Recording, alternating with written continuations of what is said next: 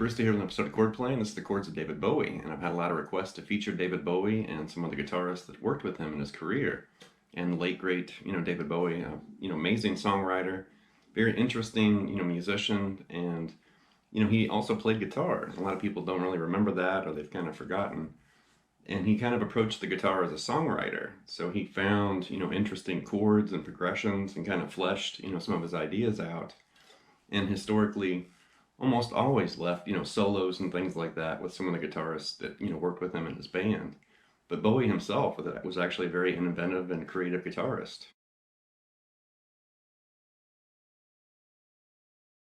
And aside from Bowie's, solo material, which extends all the way back to the late 60s, he also collaborated with, Mott the Hoople and Queen. He led the band Tin Machine, in the 90s. And aside from the fact that Bowie, actually did play guitar, a rhythm guitar, he did have just a wide array of all these great guitarists that he worked with, in the 70s, 80s, 90s, and beyond. And the 70s was kind of the Mick Ronson period, and the 80s was kind of more Carlos Alomar, some Earl Slick, and then the 90s I kind of associate Reeves Gabriel's with David Bowie. But there's a ton of other players, Stevie Ray Vaughan. So anyway, here's an image, with some of the players that Bowie worked with in his career.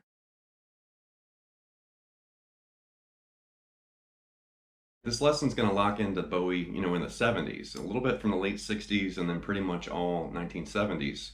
But keep in mind, you can move through the 80s, the 90s, and beyond, and find all sorts of interesting, guitar parts and chord progressions and melodies and all sorts of things. But we're going to kind of lock into the 70s for this one.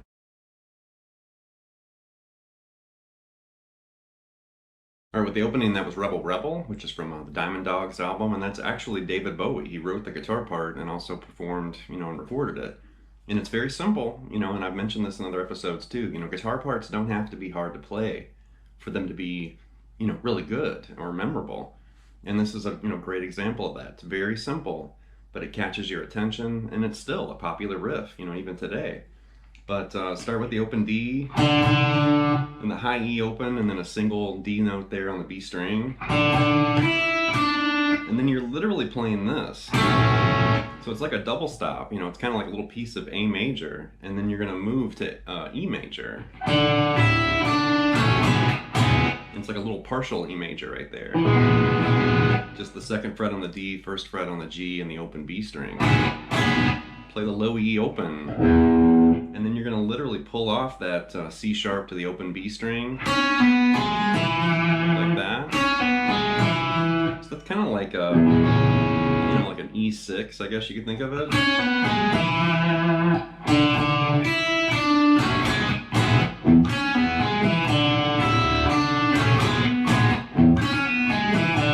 It has a strong kind of Beatles, kind of feel, or it kind of reminds me of the Beatles, because the Beatles had a lot of riffs like that where it was kind of based around chords, but it was also melodic. And one more time with this one.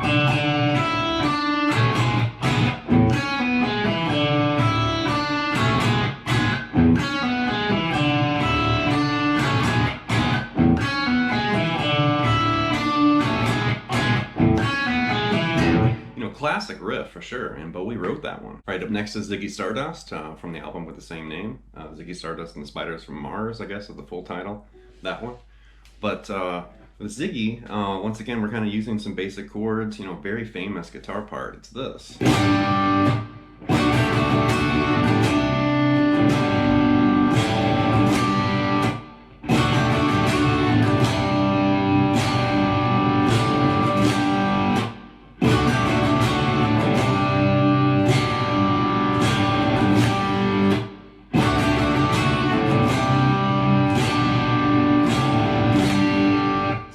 So start to that G, and then once you play the G, you're going to move over to D major and grab the sus4, that G note right there with your pinky, and just go back and forth. And then right here, that's like a C9, G over B, and I guess you could think of that as A7 sus4, and then go right back to that G.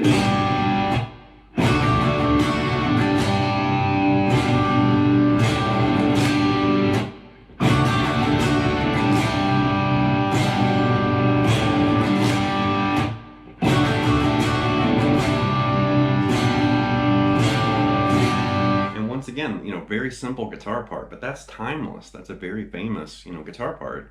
And once again, doesn't have to be hard to play to be memorable or important. And that riff, influenced lots of guitarists. Next we have the song Right, which is from Young Americans album, and it's something like this.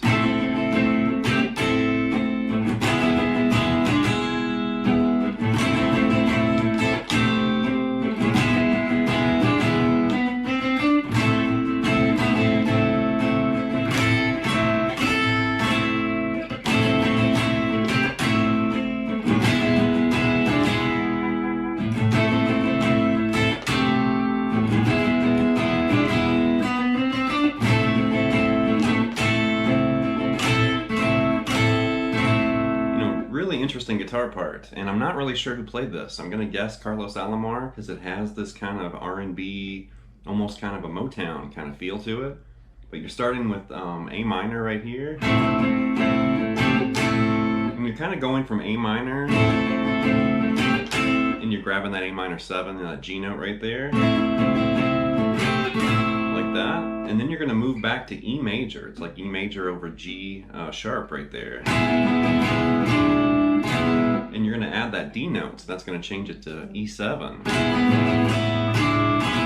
So I like that little transition between the A minor and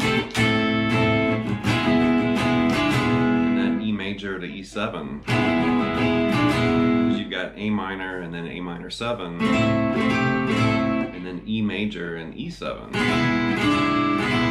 Interesting.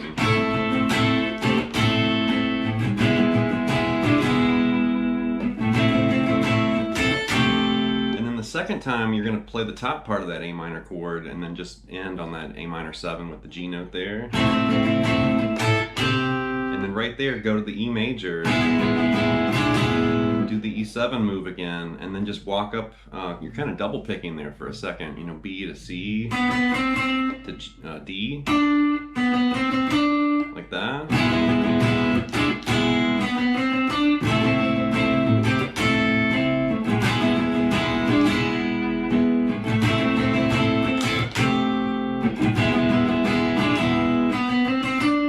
This time, you're basically playing A minor. There's like a little piece of like A sus2 right there, and then you're going to end. You're basically separating the two parts of that chord.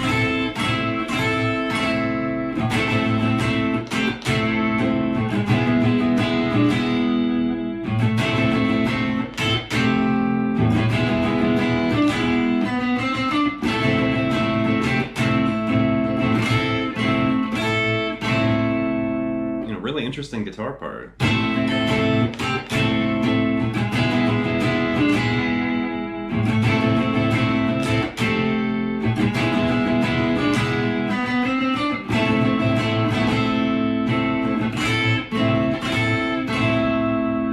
Okay, up next is the very famous Space Oddity, and something like this.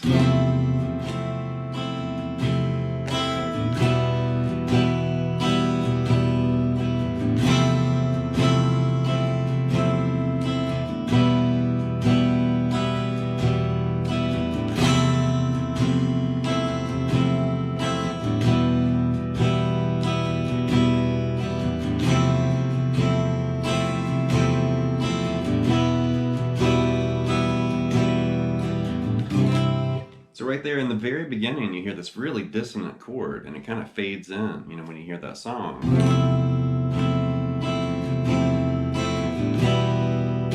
You hear this very tense, dissonant chord, and then it resolves. So this is technically going to function as F major 7 over E.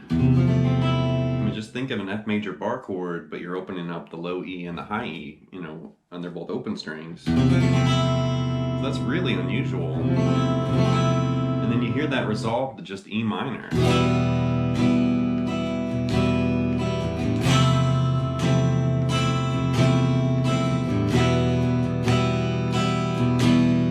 Very, very tense chord. But it's that resolution to E minor that kind of makes that work. And then you hear it just move to C major, like when the verse starts. But Bowie had a knack for finding these really sinister, unusual chords like that. F major 7 over E, and then E minor. For another look at these off, kind of chords, this was actually played on acoustic guitar, and so was Space Oddity too. But this is Starman from Ziggy Stardust, and you can find Bowie, kind of tapping into these bizarre chords once again.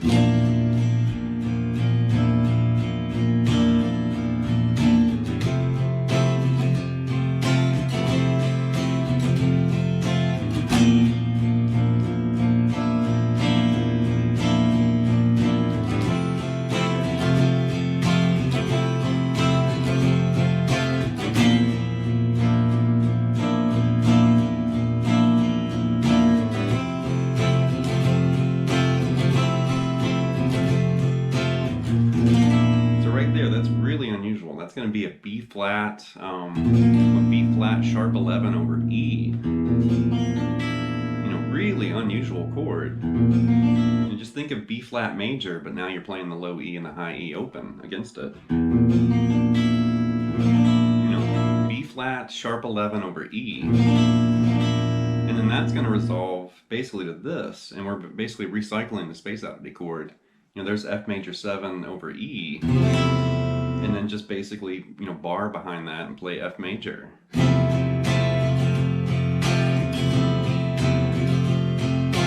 Something like that. So that really bizarre B flat, sharp 11 over E.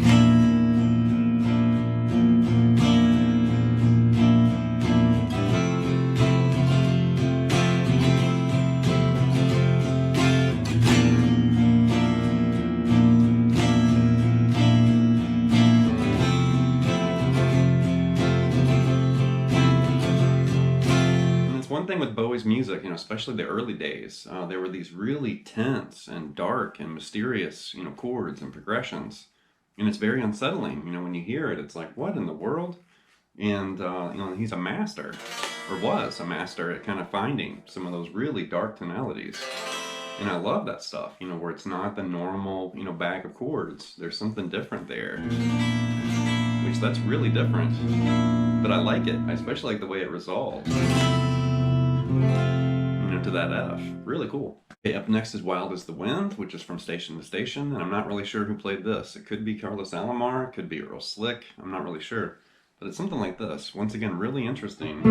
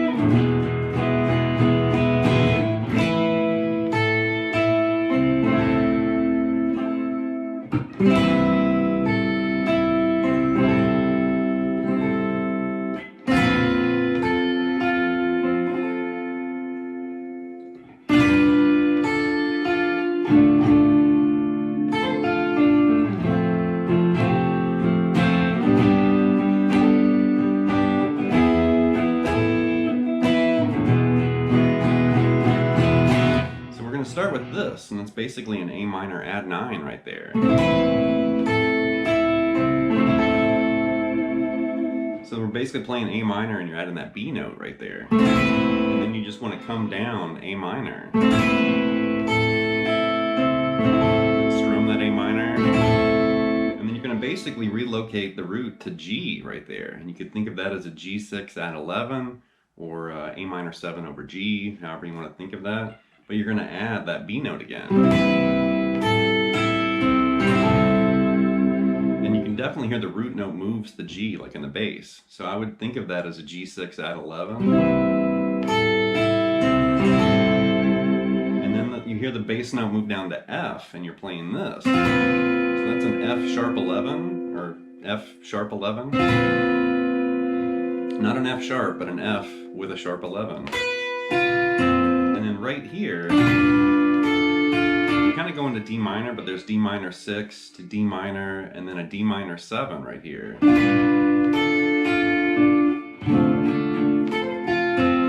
right there, you're kind of, know, using your pinky to grab that C note. So you had this. Strum that D minor chord a couple times. Then you've got that hammer on pull off with your pinky. Move down to an F and then an F9. Move that up a whole step, G and then a G9. Then you've got E major right here. It's kind of like the D major form, but it's up a whole step. And right there, you're going to do D major, E major, E sus4, and then E major again up there, grabbing that B note. And then just go to E major and start strumming it. And then loop all that again, like this.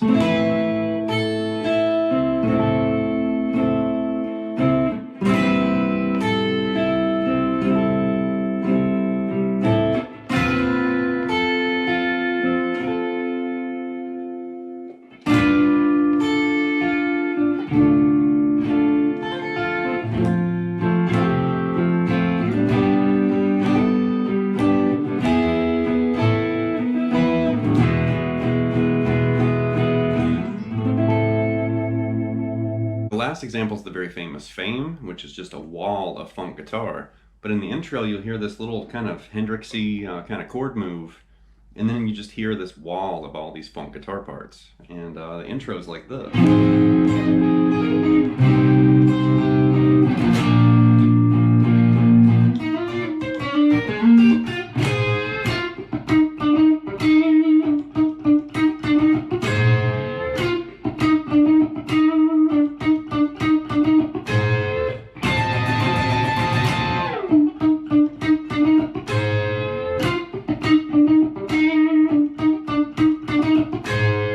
So in the beginning, you've got F minor 7 right here. And he's really just kind of doing a hammer on pull off with the pinky. Like that. And then go to C minor right there. And then B flat major. And you're going to strum it, and then you're just going to start banging on it. And then that's where you have these crazy slid sixths. So right there, you're sliding, you know, from 8 to 10 on the G, and then picking up the 10th fret, you know, on the high E, and then the 8th fret there on the high E, like that. Right there, slide 6 into 7 on the G, and then right here, you know, really unusual kind of pattern for those sixths. And then on the D and the B. Right there, you'll hear that kind of funky, you know, half-step bend, and we're basically playing the minor third and bending into the major third in F.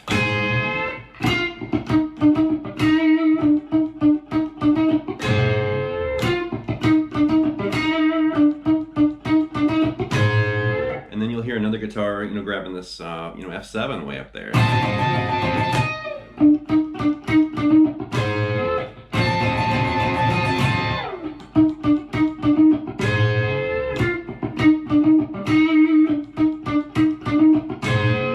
There's so much, you know, happening during the verses and during the rest of the song. But in the very beginning, in that intro, you can clearly hear that guitar part.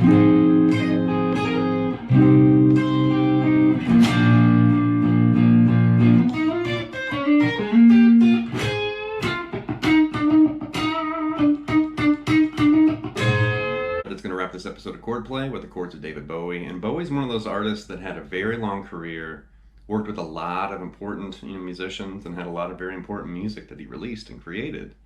But then it's really easy to overlook, like, how cool, you know, some of those guitar parts, some of the chord moves, and some of the progressions. It's easy to overlook how cool some of that stuff actually is, where it's like, hey, I've never seen that before. So anyway, leave some feedback and some comments. Please subscribe to Like Lessons, and I'll be back before you know with more content and material. Thank you.